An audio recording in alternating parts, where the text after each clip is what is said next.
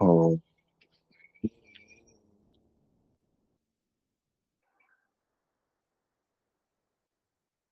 हो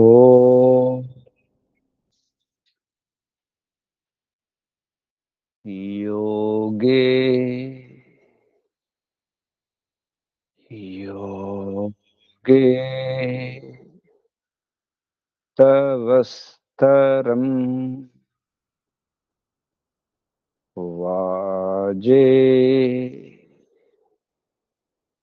वाजे हवामहे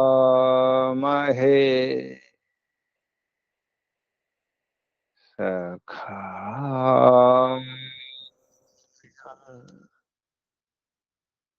इन्द्रतये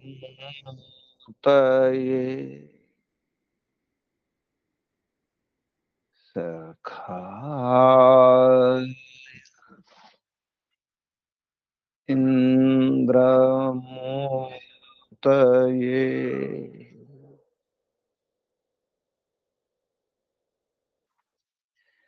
ॐ तस्माद् यज्ञात् सर्वहुत ऋचः सामानि जज्ञिरे छन्दांसि जज्ञिरे तस्माद् यजुस्तस्मादजायत तस्माद् यजुस्तस्मादजायत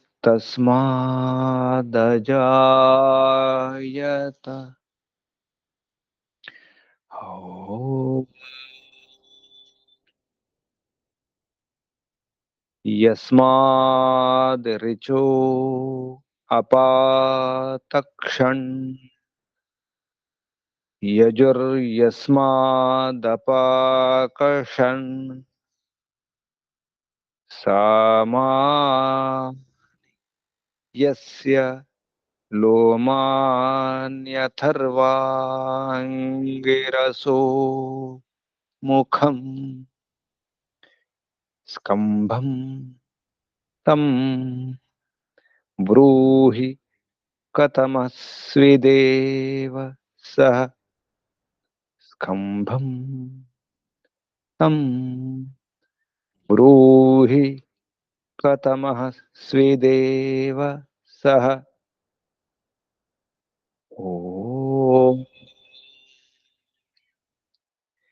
बृहस्पते प्रथमं वाचो अग्रं प्रैरत नामधेयम् दधानाः यदेषां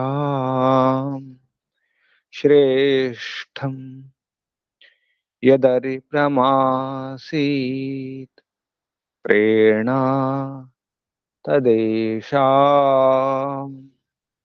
निहितं गुहाविः प्रेरणा तदेषां निहितं गुहाविः ॐ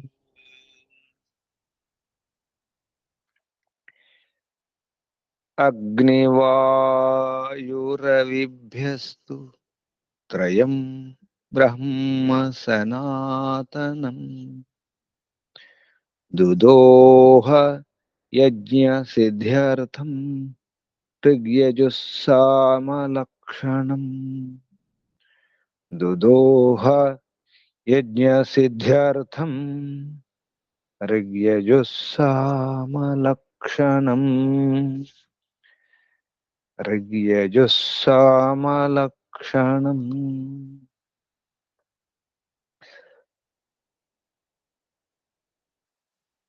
ॐ शांति शांति शांति।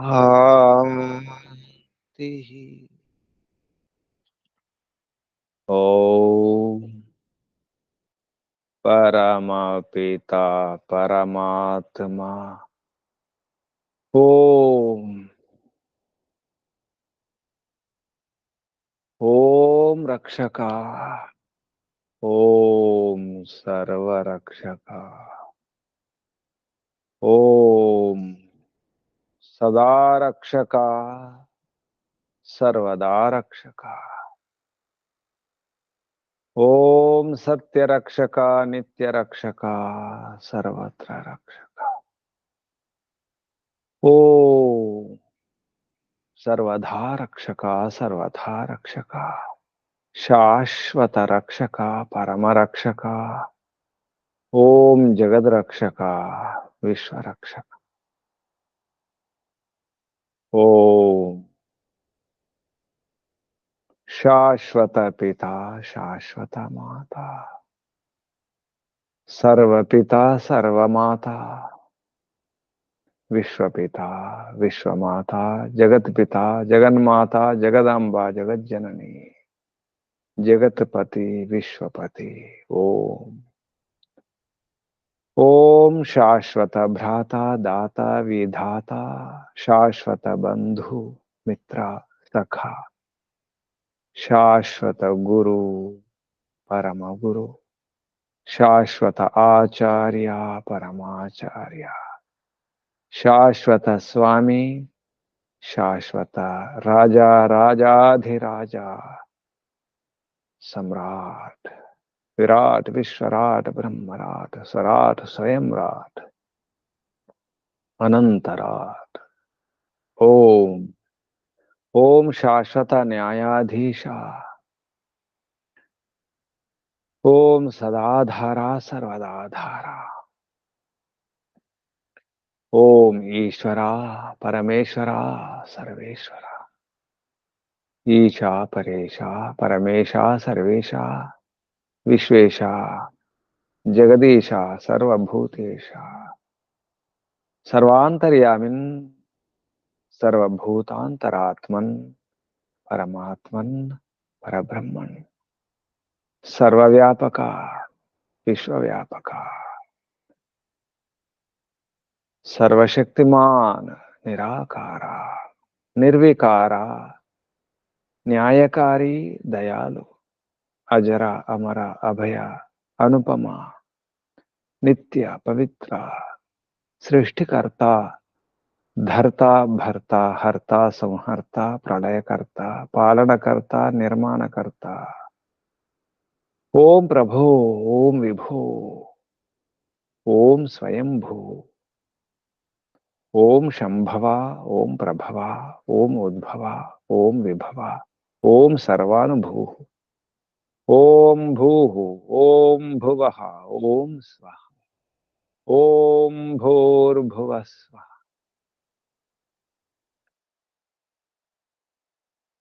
ओम भूरिति वै प्राणः। प्राणात् प्रियः प्राणप्रिया प्राणाधारा प्राणेश्वरा प्राणपति प्राणदाता जीवनदाता जीवनेश्वरा जीवनपति जन्मदाता। ओम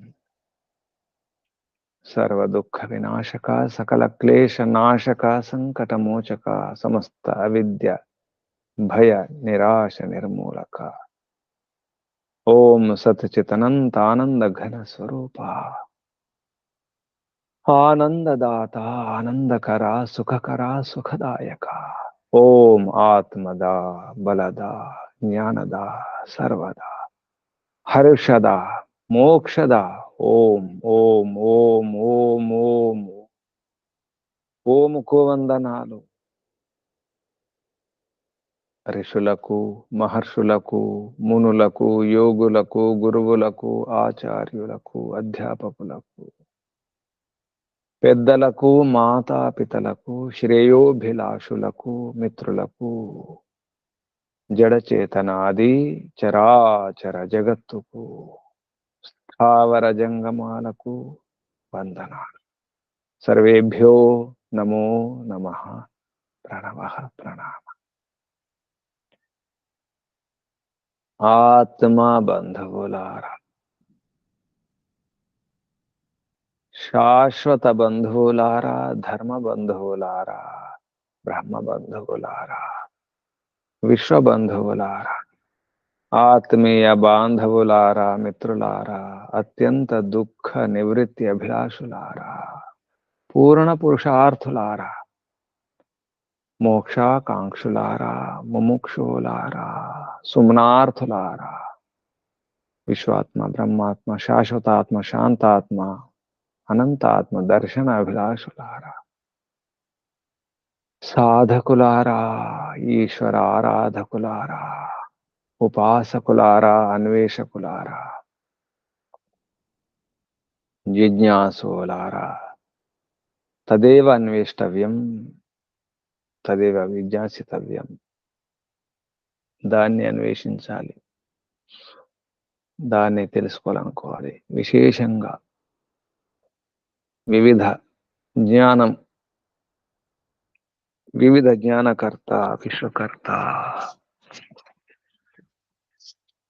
ఎలా తెలుసుకోవడం, ఎలా అన్వేషించడం, ఈ గవేషణ, అన్వేషణ,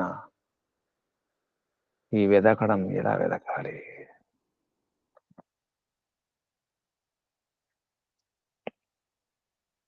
ఎలా తెలుసుకోవాలి? ఎంత తెలుసుకున్నా తక్కువే.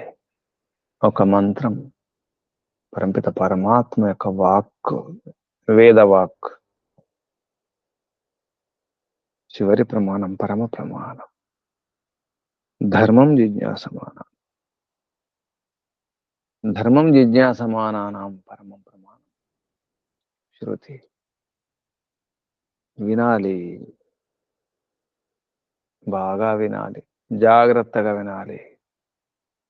బయటి మాటలు, బయట శబ్దాలు, బయటి భాష కాదు, లోపలి భాష, లోపలి మాటలు, లోపలి ప్రేరణ, లోపలి సందేశాలు, ఆదేశాలు, ఉపదేశాలు, పరంపిత పరమాత్మ పంపిస్తున్నటువంటి ఆ సందేశాలను సరిగా వినాలి, జాగ్రత్తగా వినాలి.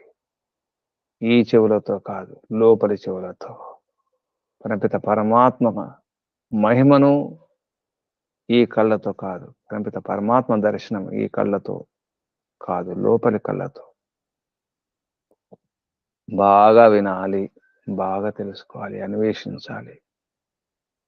తెలుసుకున్న కొద్దీ తెలుస్తూనే ఉంటుంది. ఎంత లోతుకి వెళితే అంత రహస్యమే రహస్యం, అనంత రహస్యం, అద్భుతమైన చిత్ర విచిత్రమైన రహస్యాలు. పరంపిత పరమాత్మ ఎంత చిత్రమో విచిత్రమో అంత చిత్రం విచిత్రం పరంపిత పరమాత్మ యొక్క వాణి, ఈశ్వరీయ వాణి, వేదవాణి. ఆ మాటల్లో అన్ని అర్థాలు, ఎన్నో అంతరార్థాలు. బాహ్యార్థం వరకే చూస్తాం, బయటి మాటలే చూస్తాం, బయట బయట చూస్తాం, స్థూలమే చూస్తాం. మన శక్తి సామర్థ్యం కొంతవరకే.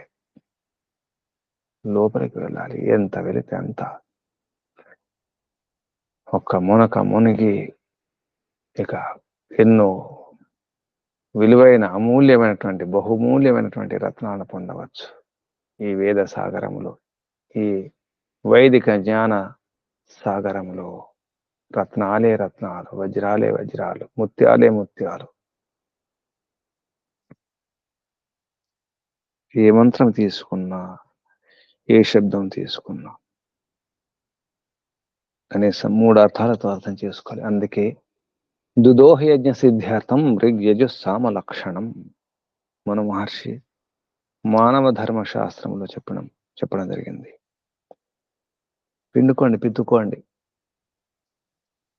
గోమాత నుంచి పాలు పిత్తుకున్నట్టుగా అమృత ధారను ఆస్వాదించండి. దుదోహ యజ్ఞ సిద్ధ్యార్థం, యజ్ఞాన్ని సిద్ధింపజేసుకోవడానికి.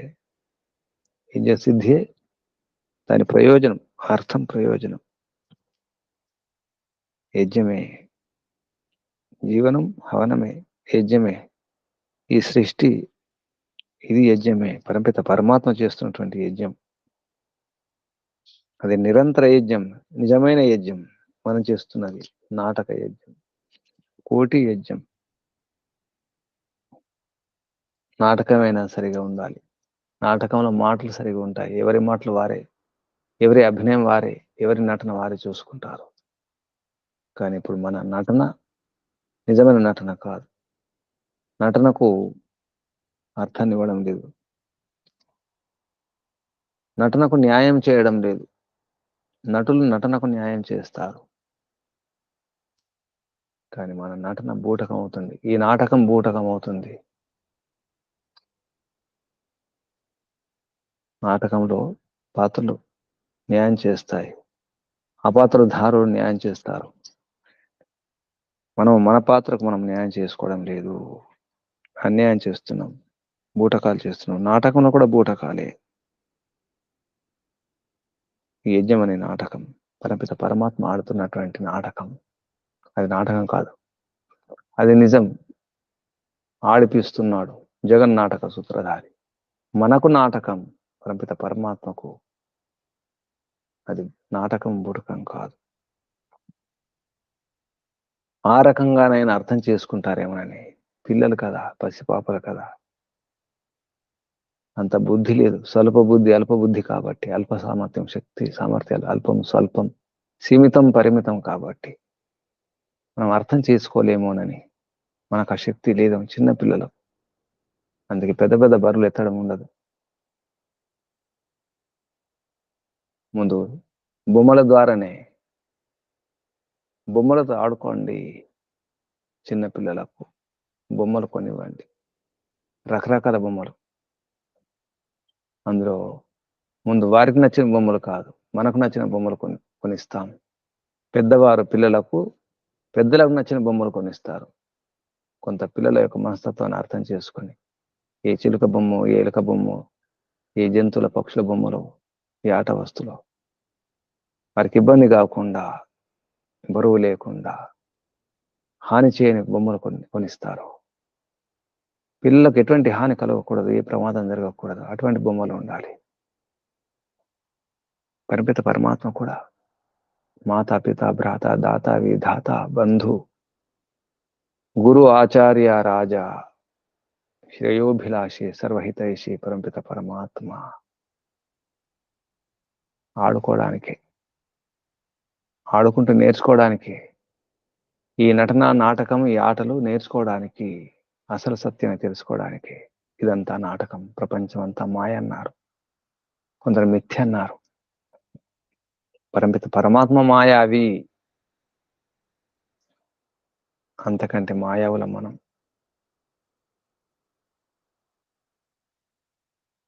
గోమాయులం మనం. పరమిత పరమాత్మ మాయావైతే, పరమ మాయావైతే మనం గోమాయులం. గోమాయు నక్క, నక్క బుద్ధి మనది.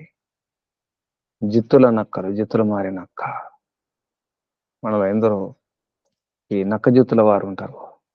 నక్క స్వభావం, కుక్క స్వభావం, పిల్లి స్వభావం, బిడాల వ్రతిక, బక వ్రతిక, కొంగ జపం చేసే, దొంగ జపం చేసే దొంగ భక్తులు ఉంటారు. మన ధ్యానం కొంగ ధ్యానం, కొంగ జపం. ఒంటికాలిపై కుంటుతున్నట్టే ఉంటుంది. ఒంటికాలిపై జపం ఎంతో తపస్సు అనిపిస్తుంది, కదలకుండా అలాగే నిశ్చలంగా ఉంటుంది.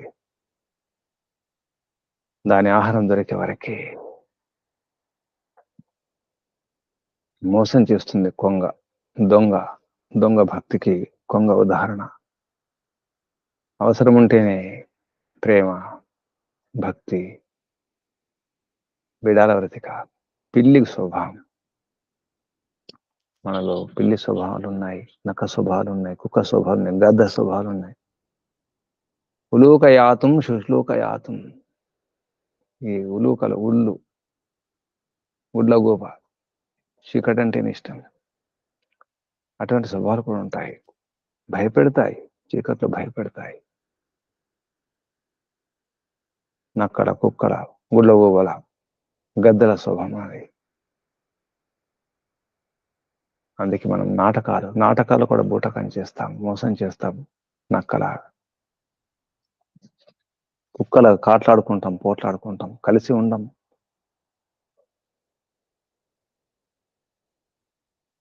కాకిలాగా కలిసి ఉండాల్సిన అవసరం ఉంటుంది.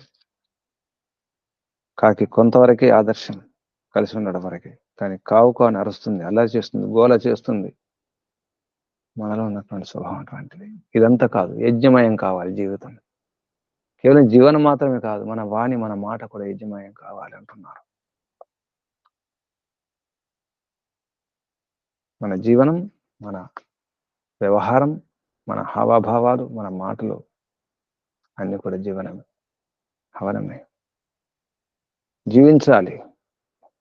ఎలా జీవించాలి? తెలుసుకుంటూ జీవించాలి, అన్వేషించుకుంటూ. జిజ్ఞాసితవ్యం, అన్వేష్టవ్యం, అన్వేషిస్తున్నాం. పరిమిత పరమాత్మ అందించినటువంటి సూత్రములతో, వేదవాక్కులతో, పరిమిత పరమాత్మ అందించిన చేయూత, చేయి ఆధారంగా ఇస్తున్నారు. వేదం అనే చేయూత.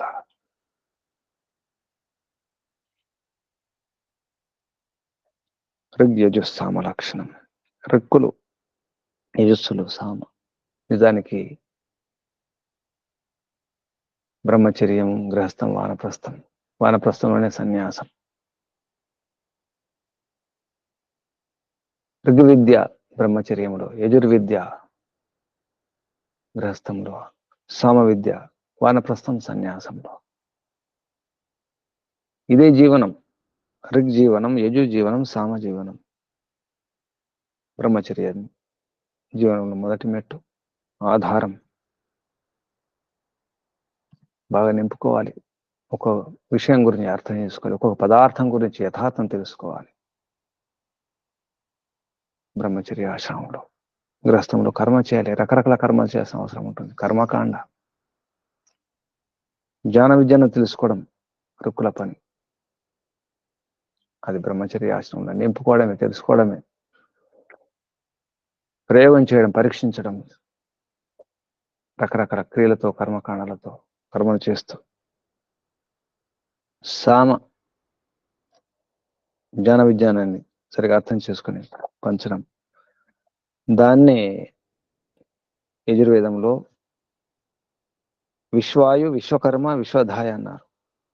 ఈ విశ్వాయు బ్రహ్మచర్యం, విశ్వకర్మ గృహస్థం, విశ్వధ వానప్రస్థం, సన్యాసం. ఇటువంటి అర్థాలతో కూడా ఈ మంత్రంలో మనం అన్వేషించవచ్చు. ఆధ్యాత్మిక అర్థం, ఆది దైవిక అర్థం, అధి యజ్ఞార్థం అన్నారు. ప్రతి మంత్రంలో 3 రకాల అర్థాలు తీసుకోవాలి. కేవలం భౌతికార్థం మాత్రమే, అంటే అది యజ్ఞార్థం మాత్రమే తీసుకుంటే సరిపోదు. సాయనచారుడు లాంటి వారు వేద మంత్రాలకు భాష్యం రాస్తూ కేవలం కర్మకాండ విషయమే రాయడం జరిగింది. అందుకే వేదం అంటే కేవలం కర్మకాండ. కర్మకాండ కాదు. కర్మ, సరైన కర్మ ఉండాలంటే సరైన జ్ఞానం ఉండాలి. శుద్ధ జ్ఞానం, శుద్ధ కర్మ, శుద్ధోపాసన. శుద్ధ కర్మ కంటే ముందు శుద్ధ జ్ఞానం. అందుకే మహర్షి దయానంద సరస్వతి గారు 3 అర్థాలతో చెప్పడం జరిగింది. త్రివిధ ప్రక్రియ. 3 విధాలుగా 3 అర్థాలతో అన్వేషించడం జరిగింది. ఇది కలియుగంలోనే గొప్ప భాష్యం. మహర్షి దయానంద సరస్వతి గారి భాష్యం కలియుగంలోనే ఎవరు సాహసించినటువంటి ప్రయత్నం.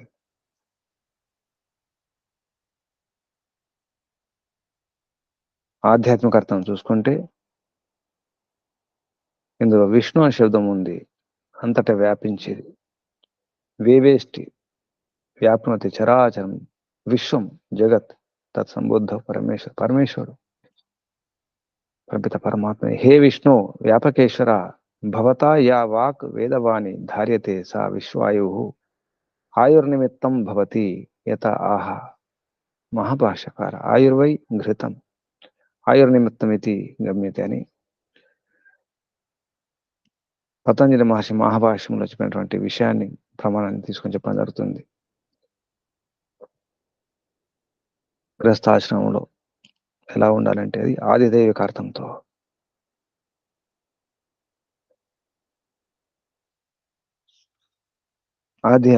అది యజ్ఞార్థం. శిల్ప విద్య అన్నారు, యజ్ఞ విద్య అన్నారు. జీవనం, తర్వాత దైవికార్థంలో ఈ మంత్రంలోనే విష్ణు, ఇంద్ర ఈ శబ్దాలు తీసుకొని విద్యుత్తు ఎలా మనకు మేలు చేస్తుందో వైజ్ఞానిక అర్థం తీసుకుంటే, ఆది దైవిక అర్థం తీసుకుంటే ఎన్నో రకరకాల పనులకు, పరిశ్రమలకు, కర్మాగారాలకు విద్యుత్ అవసరం ఉంటుంది. పనిచేయడానికి విద్యుత్ కావాలి, విద్యుత్ శక్తి అవసరం ఉంటుంది. ఈ మంత్రంలో మనం విద్యుత్ శక్తే ముఖ్యమని తీసుకుంటే అదే విశ్వాయు అవుతుంది, అదే విశ్వకర్మ అవుతుంది, అదే విశ్వధాయ అవుతుంది. ఇంద్రసి, ఇంద్రం అంటేనే విద్యుత్తు. ఆ విద్యుత్ సరిగా వాడుకోవాలి. శిల్ప విద్యకు విద్యుత్ ఆధారం. ఆ విద్యుత్తు మనకు ఆయుష్ను కూడా ఇస్తుంది, అంటే సుఖాలను ఇస్తుంది. ఆయువు ఎందుకొరకు, ఎందుకు జీవించాలి, ఎందుకు 100 ఏళ్ళు జీవించాలి ఏ సుఖం లేకుండా, ఏ శాంతి లేకుండా, ఏ తృప్తి లేకుండా? వ్యర్థం కదా. అందుకే ఆయు అంటేనే సుఖపడడానికి ఆయు కావాలి. భోగ విలాసాలు అందులో చిక్కుకోవడం కాదు. పరిమిత పరమాత్మ మనకు మనం చేసిన కర్మలకు ఫలితం ఇస్తాడు, పుణ్యపాపాలకు. ఆ ఫలితాలను అనుభవించడం కొరకు ఆయుష్ కావాలి. ఏ 2 ఏళ్ళు, 3 ఏళ్ళు, 30 ఏళ్ళు, 40 ఏళ్ళు కాదు, 100 ఏళ్ళు కావాలి. పూర్తిగా అనుభవించాలి. ఆ అనుభవిక జ్ఞానముతో నిర్ణయం చేసుకోవాలి. ఇది జీవనం, ఇది సత్యం, ఇది లక్ష్యం, జీవన లక్ష్యం ఇదని అర్థం చేసుకొని అప్పుడు సంపూర్ణ జీవనం జీవించి, దీర్ఘకాలం జీవించి, 100 ఏళ్ళు జీవించి, 100 పైన జీవించి, అప్పుడు ఆనందంగా, తృప్తిగా ఈ పండును, ఈ దోస పండును ఉర్వారుకమివ బంధన మృత్యుర్ముక్ష్యమామ అనాయాసంగా, సునాయాసంగా వదిలిపెట్టాలి. పక్వానికి వచ్చిన తర్వాత ఆ ఉర్వారకం, ఆ దోస పండు దానికి అది విడిపోతుంది తొడిమ నుండి, తీగ నుండి, అలా హాయిగా. అందుకే విద్యుత్తును వాడుకోవాలి. అదే కాదు, యజ్ఞాన్ని కూడా వాడుకోవాలి. ఆ యజ్ఞంలో ముఖ్యంగా వాణి ముఖ్యం. 3 రకాల అర్థాలు చెప్పడం జరిగింది. 3 రకాల అర్థాలు, 3 ఆశ్రమాలకు సంబంధం. 3 ఆశ్రమాలు: బ్రహ్మచర్యం, గృహస్థం, వానప్రస్థం, సన్యాసం ఒకటిగా మార్చి ఆధ్యాత్మిక అర్థం, అధిదైవిక అర్థం, అధియజ్ఞార్థం. ఇదే మంత్రంలో ఈ విశ్వాయువు, విశ్వకర్మ, విశ్వధాయ అది యజ్ఞం అవుతుంది. యజ్ఞం ముఖ్యంగా వాణి, వేదవాణి మన ఆయుష్ని ఇచ్చేది. వేదం చెప్పినట్టు కనుక జీవిస్తే 100 ఏళ్ళు జీవిస్తాం, 100 పైన కూడా జీవిస్తాం. అప్పుడు అది విశ్వాయువు అవుతుంది, విశ్వకర్మ అవుతుంది. రకరకాల కర్మలు చేసిన అవసరం ఉంటుంది. వేదంలో ఎన్నో రకరకాల కర్మల గురించి, ఉపాయాల గురించి చెప్పడం జరిగింది. విశ్వాన్ని ధరిస్తుంది. వేద విద్య ద్వారా ఎన్నో సుఖాలు ఇస్తుంది.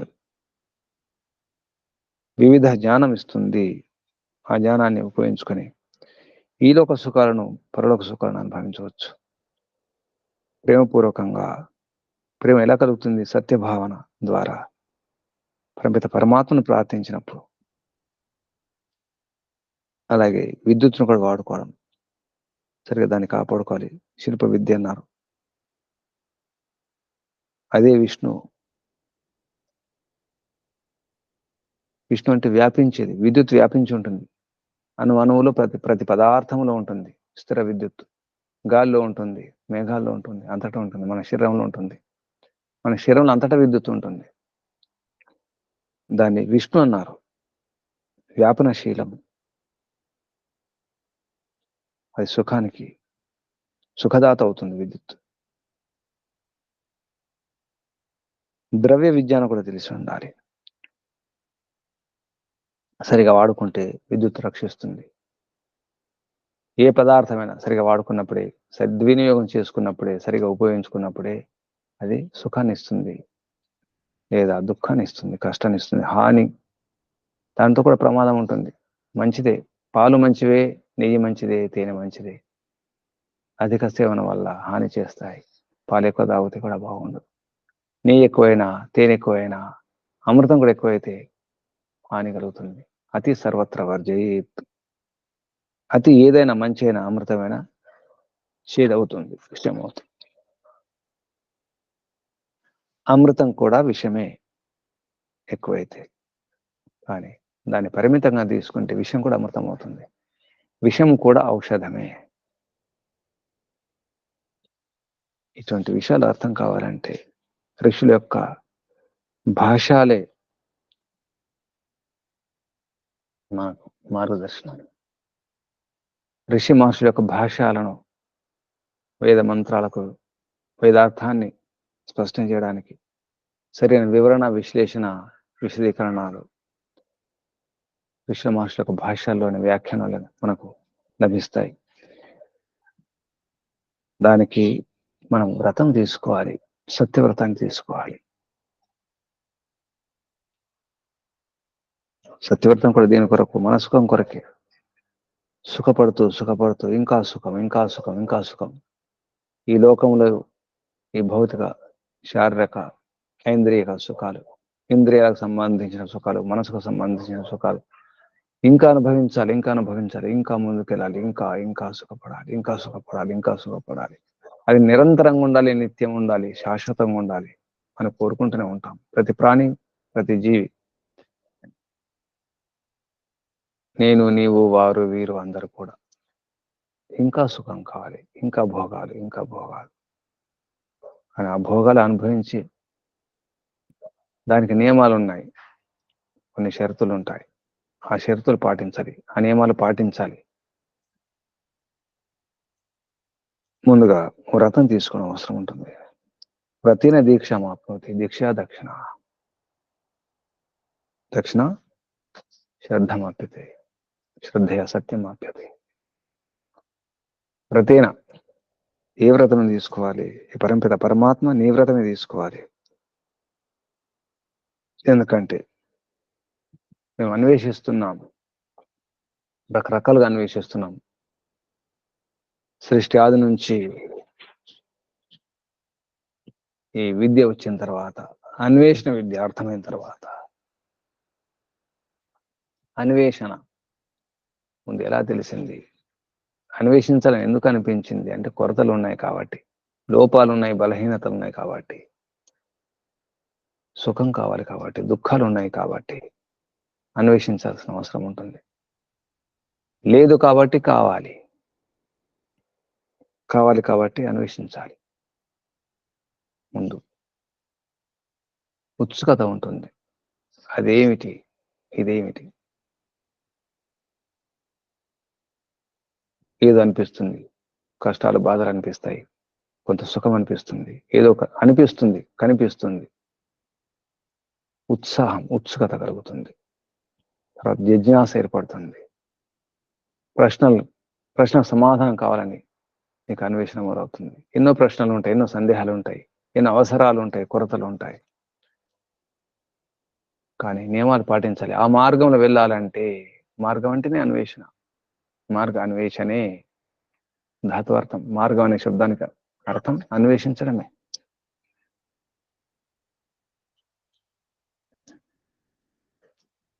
దానికి ముందు కొన్ని నియమాలు కట్టుబడి ఆ మార్గంలో వెళ్ళే అవసరం ఉంటుంది. అందుకే వ్రతం తీసుకోవాలి.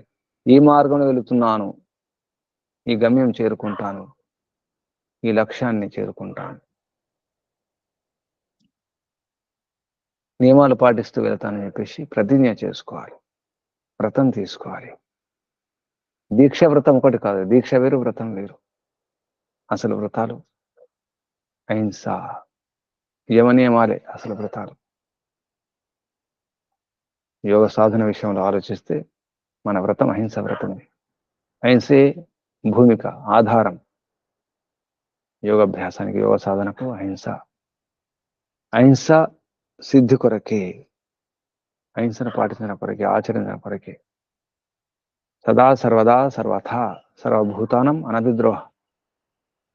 ఏ ప్రాణి పట్ల, ఏ వస్తు పట్ల, ఏ పదార్థం పట్ల కూడా మనం వైరభావంతో, ద్వేషభావంతో ఉండకూడదు. అది ఏ ప్రాణి అయినా, తేలైనా, పామైనా, పులి అయినా, నక్కైనా, ఏ క్రూర జంతువైనా, ఏ క్రిమి కీటకమైనా, చివరికి విషమైన హాని చేసే పదార్థమైన ద్వేషం ఉండకూడదు. అభిద్రోహం అన్ని సమయాల్లో ఎటువంటి ద్రోహ బుద్ధి ఉండకూడదు, వైర భావన ఉండకూడదు. దాని అన్నారు అహింస. అసలు వ్రతం అది, మహావ్రతం అన్నారు. అహింస మహావ్రతం. అహింస ధర్మం కాదు, ధర్మంలో భాగం. అహింస పరమోధర్మ కాదు, అహింస మహావ్రతం అన్నారు. సార్వభౌమ వ్రతం అది. అంతటా, అన్నిసార్లు, అన్ని సమయాల్లో, అన్ని రకాలుగా, అన్ని ప్రాణుల పట్ల, అన్ని పదార్థాల పట్ల, అన్ని వస్తువుల పట్ల, ఎండ పట్ల, వాన పట్ల, చలి పట్ల, నీడ పట్ల, సూర్యుని పట్ల, చంద్రుని పట్ల, అందరి పట్ల వైర భావన ఉండకూడదు. హే పరంపిత పరమాత్మ, నిన్ను చేరుకోవడానికి నేను ఎవరిని ద్వేషించకూడదు, ఎవరిని దూషించకూడదు, ఎవరి పట్ల పగ, కసి, క్రోధం, ద్వేషం, విద్వేషం ఉంచుకోకూడదు ప్రభు అనే ఉద్దేశంతో సత్యవ్రతాన్ని పాటించే ప్రయత్నం చేయాలి. సత్యం వ్రతమే, సత్యాచరణ వ్రతమే.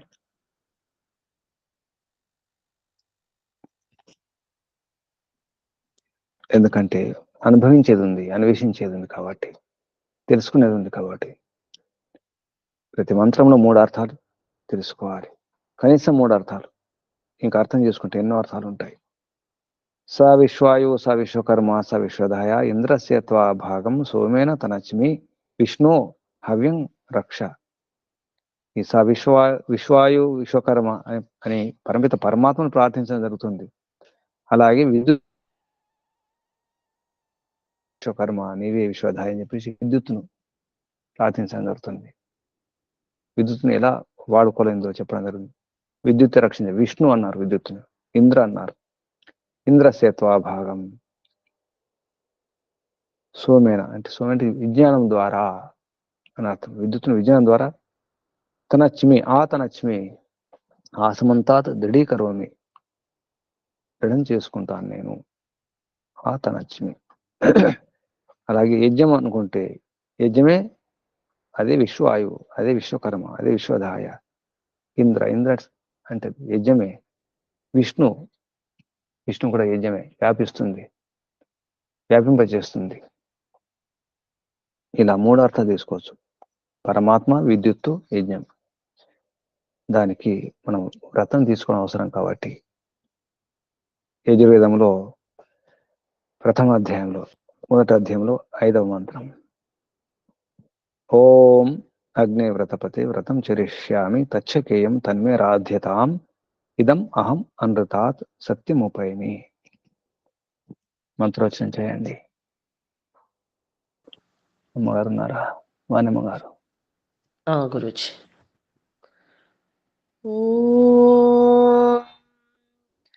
అగ్నే వ్రతపతే వ్రతం చరిష్యామి తచ్చకేయం తన్మే రాధ్యతాం ఇదమహమన్రితాత్ సత్యముపైమి. నమస్తే గురుజీ. శుభం.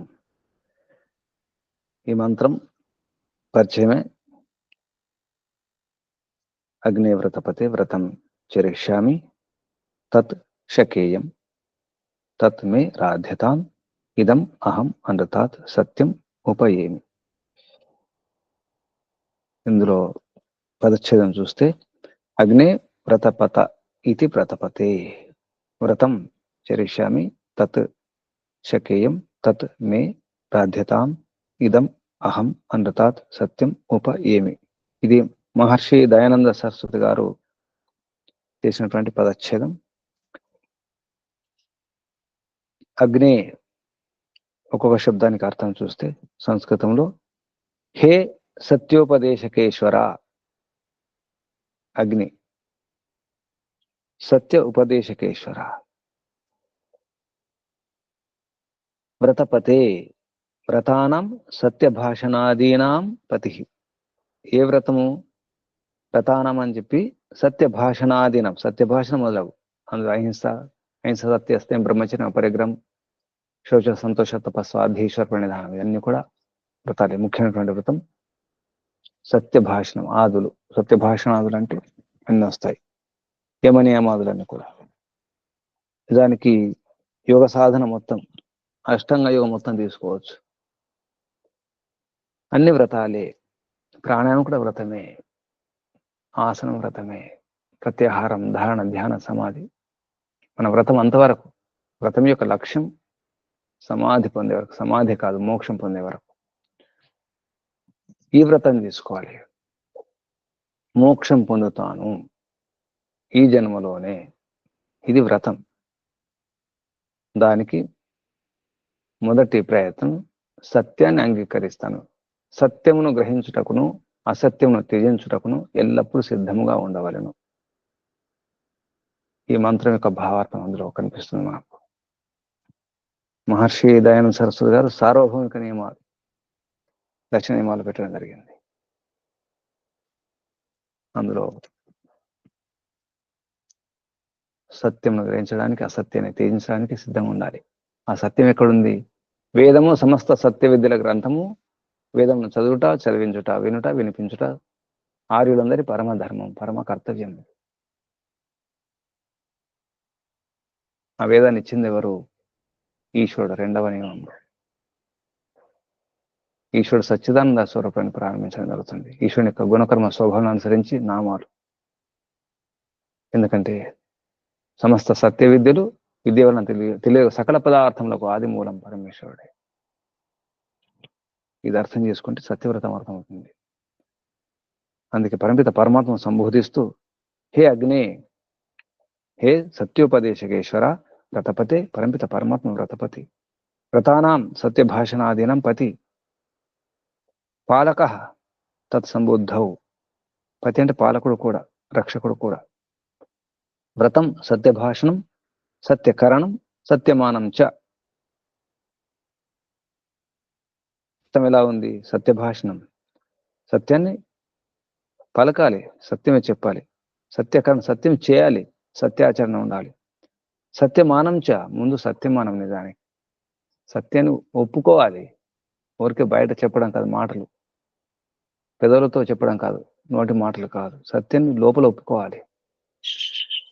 చరిష్యామి అనుష్ఠాస్యామి, నేను చరిస్తాను అంటే అనుష్ఠానం చేస్తాను, ఆచరిస్తాను. చరణం ఆచరణం, చరిష్యామి ఆచరిస్తాను.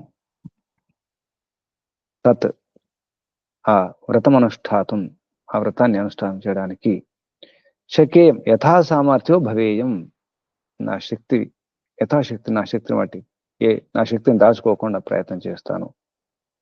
నా సామర్థ్యాన్ని బట్టి యథా సామర్థ్యో భవేయం, శకేయం భవేయం. తత్ తస్య అనుష్ఠానం పూర్తిశ్చ, ఆ అనుష్ఠానం పూర్తి చేస్తాం. కేవలం ఏదో ప్రయత్నం చేస్తున్నా, పైన ప్రయత్నం చేస్తున్నాను, నా శక్తి ఇంతే, నా బలం ఇంతే, ఇంతకంటే చేయలేను అనుకోవడం కాదు. దాన్ని పూర్తి చేయడానికి, పరిపూర్ణ చేయడానికి, సంపూర్ణ చేయడానికి ప్రయత్నం చేయాలి అనుష్ఠానాన్ని. మే అంటే నా యొక్క, మమ రాధ్యతాం సంసేధ్యతాం, ఇదం ప్రత్యక్షం ఆచరితం సత్యం వ్రతం. ఈ ప్రత్యక్షంగా ఆచరించడానికి ఈ సత్యవ్రతం. ఇది అహం నేను, ధర్మాది పదార్థ చతుష్టయం చికీర్షు మనుష్య. ధర్మాది పదార్థ చతుష్టయం, ధర్మార్థ కామ మోక్షాలను కోరుకునేవాడిని, అటువంటి మనుష్య అటువంటి నేను. అందుతాత్ నా విద్యతే ఋతం యథార్థం ఆచరణం. అనృతం అంటే ఏంటో చెప్పడం జరుగుతుంది. ఋతం ఎక్కడైతే ఉండదో అంటే యథార్థం ఆచరణం యస్మిన్, ఏ విషయంలో అయితే, ఏ వ్యవహారంలో అయితే యథార్థ అంటే ఏ ఆచరణ అవసరమో, ఏ వాస్తవికంగా ఉన్నటువంటి ఆచరణ అనుకూలంగా, ఏ సందర్భంలో ఎవరితో ఎలా వ్యవహరించాలో, ఆచరించాలో అటువంటి ఆచరణ, యథార్థ ఆచరణం, వాస్తవిక ఆచరణం ఉండదో అది అనృతం అవుతుంది. యస్మిన్ తస్మాత్ మిథ్య భాషణాన్, అదేమిటంటే మిథ్య భాషణములను, మిథ్యాకరణాన్, మిథ్యా చేష్టలను, క్రియలను, పనులను, మిథ్యాకరణాన్, మిథ్యమానాత్ పృథగ్భూత, అంటే వీటి నుంచి, అనృతాత్ అనృతం నుండి, పృథగ్భూత వేరయ్యి, అంటే అంతం కాకుండా, అబద్ధం కాకుండా, యథార్థం కాకుండా ఉండకూడదు. యథార్థ ఆచరణ ఉండాలి, యథార్థ భాషణ ఉండాలి, సత్య భాషణ ఉండాలి, సత్యకరణం ఉండాలి. సత్యమానం ముందుగా మీద చెప్పడం జరిగింది. వ్రతం అన్నప్పుడు సత్యభాషణం, సత్యకరణం, సత్యమానం అది లేకపోవడమే అనృతమ. సత్యాచరణ ఉండాలి, సత్యభాషణం ఉండాలి, సత్యమానం. సత్యం తది వేద విద్య, ఇక్కడ సత్యం అంటే వేద విద్య ద్వారా అన్నారు. వేద విద్య ద్వారా, ప్రత్యక్షాదిభి, ప్రత్యక్షాది అంటే ప్రత్యక్ష, అది అంటే ప్రమాణాలతో, ప్రత్యక్షాదిభి ప్రమాణై, ప్రత్యక్ష అనుమాన అన్ని ప్రమాణాలు ఏవైతున్నాయో ప్రత్యక్షాది ప్రమాణాలు,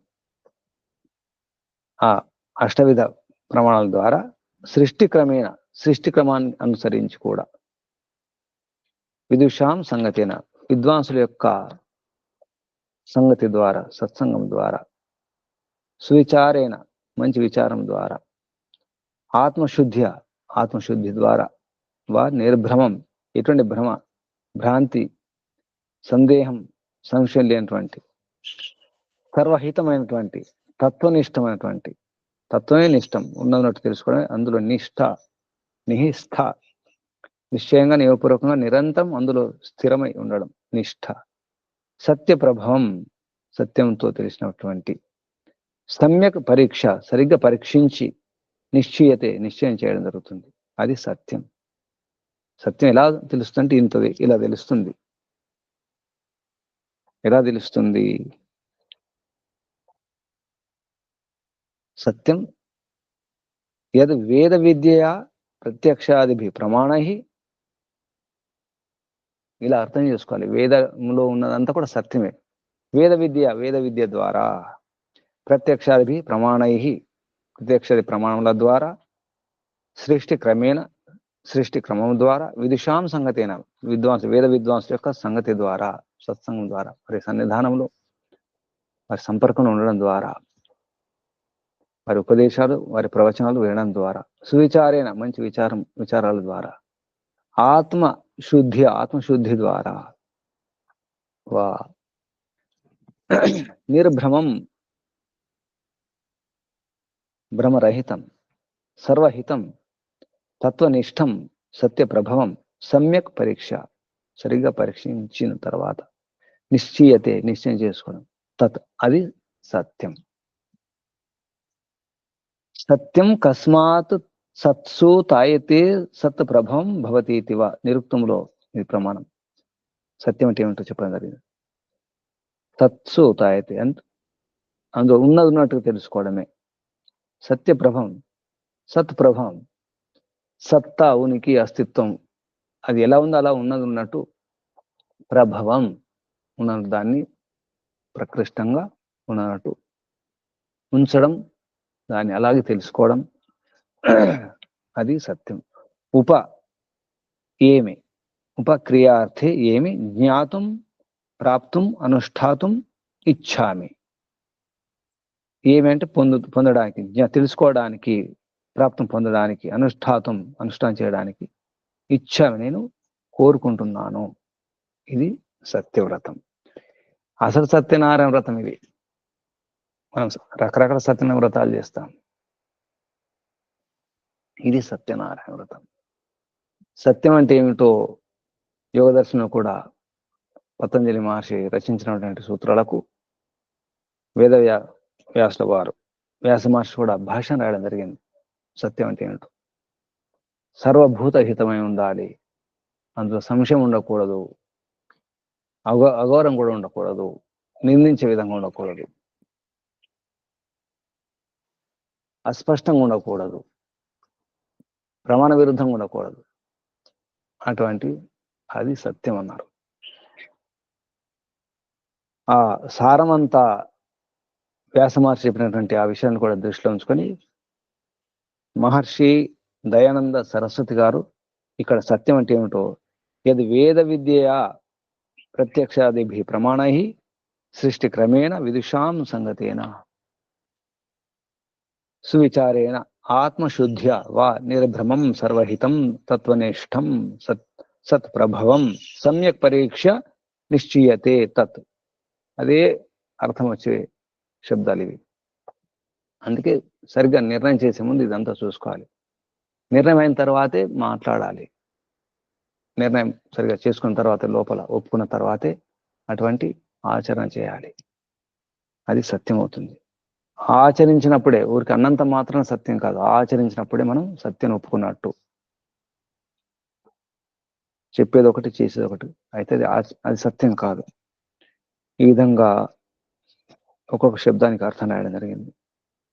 ఓం అగ్నే వ్రతపతే వ్రతం చరిష్యామి తచ్చకేయం తన్మే రాధ్యతాం ఇదమహమనృతాత్ సత్యముపయమి. ఇందులో అన్వయం చూస్తే హే వ్రతపతే అగ్నే సత్య ధర్మ ఉపదేశకేశ్వర, పరిమిత పరమాత్మ సంబోధించడం జరుగుతుంది. అగ్ని అంటే హే వ్రతపతే, అగ్నే వ్రతపతే, ఈ రెండు శబ్దాలు సంబోధించడం జరుగుతుంది. హే వ్రతపతే అగ్నే సత్య ధర్మకేశ్వర, ధర్మ ఉపదేశకేశ్వర, సత్య ధర్మాన్ని ఉపదేశించే ఈశ్వర, అహం యద్ ఇదం అనృతాత్ పృథక్ వర్తమానం సత్యం వ్రతం ఆచరిష్యామి యద్ ఉపైమి ప్రాప్నోమి యచ్చ అనుష్ఠాతుం శకేయం తన్మే తత్మే మమ భవత స్వకృపయా రాధ్యతాం సంసేధ్యతాం అని అన్వయించడం జరిగింది. దీనికి భావార్థం దాని యొక్క విశ్లేషణ రేపు చూద్దాం. ఈ విషయాన్ని ఇక్కడ ఆపేద్దాం. ఇందులో కూడా త్రివిధ అర్థాలను తెలుసుకునే ప్రయత్నం చేద్దాం. ప్రతి మంత్రంలో 3 అర్థాలు ఉంటాయని చెప్పడం జరిగింది. ఆ 3 అర్థాలు కాకుండా ఒకే అర్థం తీసుకోవడం జరిగింది. మధ్యకాలంలో సాయనాచార్యుడు లాంటి వారు, మహిధరుడు ఒట్టుడైతే ఇంకా అశ్లీలంగా రాయడం జరిగింది. వేద భాష్యం, వేద మంత్రాలకు వ్యాఖ్యానం చేయడం, అది మనం ఋగ్వేదాది భాష్యంలో చూడడం జరిగింది. ఎంత వికృతంగా అశ్లీలంగా భాషణ రాయడం జరిగిందో మధ్యకాలంలో జరిగినటువంటి పొరపాటు. కొందరు అమాయకంగా, కొందరు ద్వేషంతో, కుట్రలతో, విదేశీయుల కుప్రయత్నాలతో వేదానికి చెడు పేరు తీసుకురావడానికి ప్రయత్నం చేయడం జరిగింది. అందులో మనవారు కూడా తెలియక తెలిసి లోభాలకు ప్రలోభాలకు గురయ్యి వేదాన్ని భ్రష్టు పట్టించడం జరిగింది. మహర్షి దయానంద సరస్వతి గారి యొక్క ప్రయత్నంతో, వారి ప్రతాపం, వారి తపస్సుతో, వారి సాధనతో, వారి పురుషార్థంతో మనం ఇప్పుడు సత్యమైనటువంటి అర్థాలు ఉన్నటువంటి వేద మంత్రాలు, ఆ మంత్రాలకు సరైనటువంటి అర్థాన్ని, భావార్థాన్ని, సారాంశాన్ని అధ్యయనం చేసే అవకాశం లభించడం నిజంగా మన అనేక జన్మల సుకృత ఫలమే, మన సాధన ఫలితం ఇదంతా కూడా.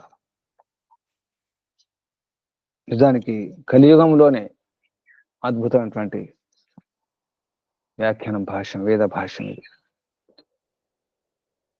ఎంత లోపలికి వెళ్తే అంత, ఎంత విద్వత్వం ఉంటే, ఎంత పాండిత్యం ఉంటే అంత, ఆ పాండిత్యంలో గనక ఇంకా అర్థం చేసుకుంటే ఇంకా ఇంకా అర్థం అవుతుంది.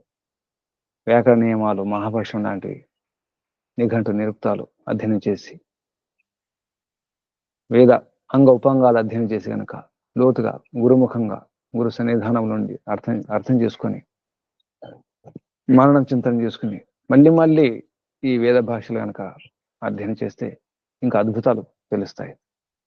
అన్వేషణ తదేవ అన్వేషితవ్యం, తదేవ విజ్ఞాసితవ్యం. అప్పుడు సార్థకం అవుతుంది, సఫలం అవుతుంది. అది ఎవరి గురించి కాదు, మన గురించి, మన కొరకే, మన సుఖం కొరకే, మన ఆనందం గురించి, మన దుఃఖ నివృత్తి కొరకే, అత్యంత దుఃఖ నివృత్తి కొరకే. అందుకే మానవ జన్మ అత్యంత సుఖ ప్రాప్తి, అదే మోక్ష ప్రాప్తి. అది మానవ జన్మ యొక్క పరమ లక్ష్యం. మన పరమ కర్తవ్యం ఈశ్వరోపాసనే. కేవలం ఓం అంటే కాదు ఈశ్వరోపాసన. ఈ 3 రకాల అర్థాలు తీసుకోవాలి. భౌతికంగా అర్థం ఏమిటి? భౌతిక అర్థం ఏమిటి? అది దైవిక అర్థం ఏమిటి? దైవిక అర్థం ఆధ్యాత్మిక అర్థం. అది ఆత్మిక, అది దైవిక, అది భౌతిక. ఇక్కడ భౌతిక అర్థాన్ని యజరూపంలో చెప్పడం జరిగింది. అధియజ్ఞ అర్థం. ఈ మంత్రానికి ఉన్నటువంటి విశ్లేషణ, వివరణ. పదవాక్య ప్రమాణజ్ఞ పండిత బ్రహ్మదత్త జిజ్ఞాసు గారి యొక్క యజుర్వేద భాష్యం వివరణ సహితంగా అధ్యయనం చేసే, పరిచయం చేసుకునే ప్రయత్నం చేస్తున్నాం. దానికి ముందుగా పరంపిత పరమాత్మక ఋషులకు, మహర్షులకు, మునులకు, యోగులకు, గురువులకు, ఆచార్యులకు, అధ్యాపకులకు, పెద్దలకు, మాతాపితలకు అందరికీ కూడా ధన్యవాదాలు, వందనాలు, ప్రణామాలు సమర్పిస్తూ మహర్షి దయానంద సరస్వతి గారికి, వారి గురువు గారు గురువర్య ప్రజ్ఞాచక్షు దండి స్వామి విరజానంద సరస్వతి గారికి ధన్యవాదాలు, వందనాలు, ప్రణామాలు సమర్పించుకుంటాం. బంధువులారా, సాధకులారా, ఉపాసకులారా, అన్వేషకులారా, జిజ్ఞాసులారా, మీ అందరికీ వందనాలు, ధన్యవాదాలు, అభినందనలు, పరమపిత పరమాత్మ ఆశీర్వాదాలు. ఓం శం శమోం శుభం. ఇంతవరకు విన్న విషయాలు స్థిరం కావాలి, మనకు ఉపయోగపడాలి, ఉపయోగించుకోవాలి. ఈ భావనతో 3 సార్లు ఓంకారం చేద్దాం. నడుము, వీపు, మెడ, తల నిటారుగా ఉంచుకోండి. భావనతో, భక్తితో, ప్రేమతో, శ్రద్ధతో, ఇష్టంతో శ్వాస నిండా నింపుకోండి. ఓంకారం చేద్దాం. ఓ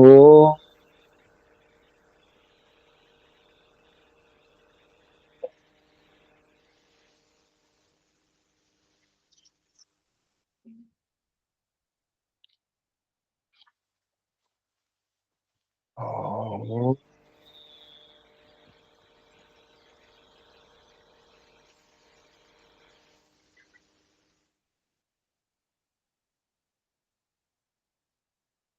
ఓ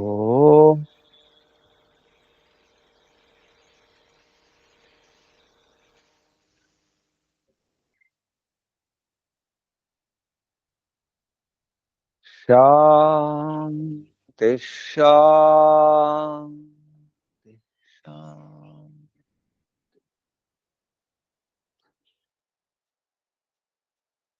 శాంతి పాట చెప్పకండి.